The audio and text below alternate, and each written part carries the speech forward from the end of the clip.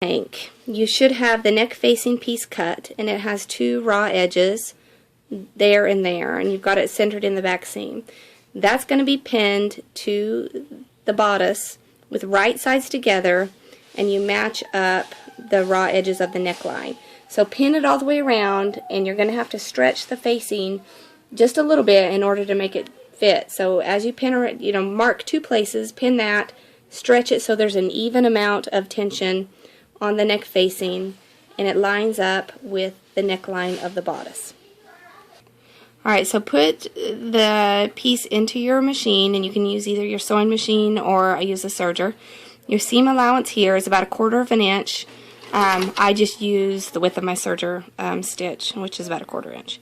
So you're going to have to pull just a little bit in order to make it fit, because the facing should make it bunch, the actual piece bunch up down here. So you're going to, but don't pull very much, just pull enough to where the facing lines up with this. You don't want to pull it too much, just enough to where the facing fits in.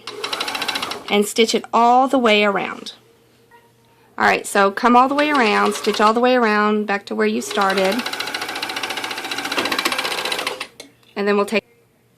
Okay, so you've got it stitched on all the way around and eased into place.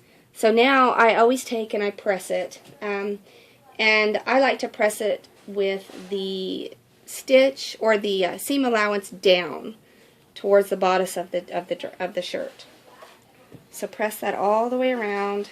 I just feel it and make sure it's down and then press.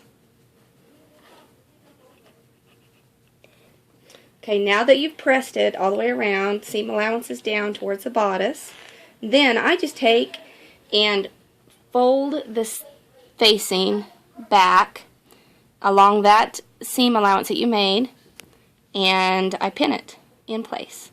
And here, this is going to be about 1/2 inch or so down. And you're going to have a raw edge here, which is fine because knit doesn't fray. If that bothers you and you don't like having the raw edge, you can take and fold it down, and then again, if you'd rather do that. And that way you won't have a raw edge. So you just pin it and fold it down twice and then have that. Alright, so what I'm doing here is just folding it over and pinning it, and I'm going to do this all around the perimeter of the neckline. Fold it down and pin. And again, if you don't like the raw edge on the inside, you can fold it and then fold it again and catch that raw edge. Or if you're using wovens, that is something that you'll have to do, or serge the raw edge that's still open there, if you're using wovens. So fold and pin all the way around. And the pins just kind of help you keep it in place, because you're going to top stitch this. And so if you've got enough little pins in there, you should be able to make sure that you catch it, the fabric on the underside. So I always make sure I put plenty of pins in there.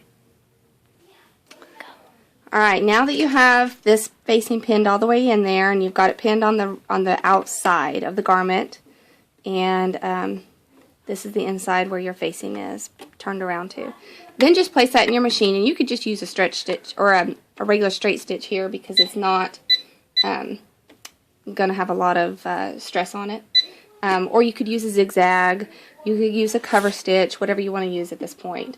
If you use a straight stitch, it looks best if you make it a fairly long straight stitch, like on the order of 3.0 or something like that.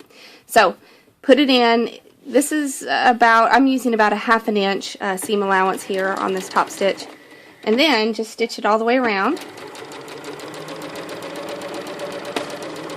the perimeter of the neck facing. Alright, so once you've got this neckline sewn around the perimeter, just take it over to your ironing board and press it out. You might have a little bit where this raw edge curls up like this. If you don't like, it's not going to be seen from the other side, and actually when you wash it, it'll probably curl up a little tighter. If you don't like that, you can come back and trim that up really tightly and narrow to your seam, your stitch line right there. I typically leave it. It doesn't bother me, and it's not enough to curl up over the top. And after it's washed and dried, it curls up very tight, and it's not even visible. So I kind of rush through things, and I don't take the time to do that. But you can if you want, or if you've got time, or if it bothers you. So that's how you do the neck facing on the Lacy Slope Tank. The arm facings are done in the exact same manner. So once you've got the neck facing done, the arm facings will be easy peasy. Thanks, guys.